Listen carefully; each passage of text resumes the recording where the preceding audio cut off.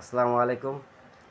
আমি মোহাম্মদ জুয়েল ভুঁইয়া, বিন্দান ট্যাগবাড়ি, গাজীপুর ব্যালিনী ওয়ার্ড। আমি একজন সক্রিয় ছেলে।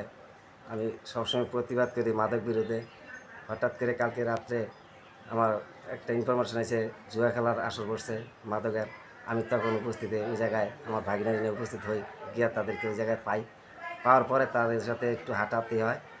পরে আমি ওই জায়গা থেকে চলে আসি। এর মধ্যে আসিল মামুন সরকার, মনির এবং এই ইয়ে বাইরের দুইজন আছে, নাম বলতে পারি না। তখন আমি ওই জায়গা থেকে আইসা পড়ছি। আসার পরের দিন সকালে আমি মাদ্রাসা বাজার নামে ওই জায়গায় চা খাইতে গেছি। ওই জায়গা থেকে আমার শামীম নামে এক ছেলে আমাকে ডাক দিছে, ডাইকে পর ঘটনা জানতে চাইছিল। বলতেছি হঠাৎ করে মামুন সরকার আসছে। মামুন সরকার এসে আমার ভাগিনার বিরুদ্ধে খুবই কঠোর হয়েছে যে আমার ভাগিনার গরম ডিম দেবো। বলার সাথে সাথে পিছন দা মনিরা এসে আমার ফ্যানের গোড়ালি দিয়া বাড়ি মারছে পিজা। আমি পরবর্তী আর কিছু জ্ঞান নাই, দুম্মন দিয়েছিল। পরে অনেকে হাত বরফ দিয়ে ঘষাঘষি করছে।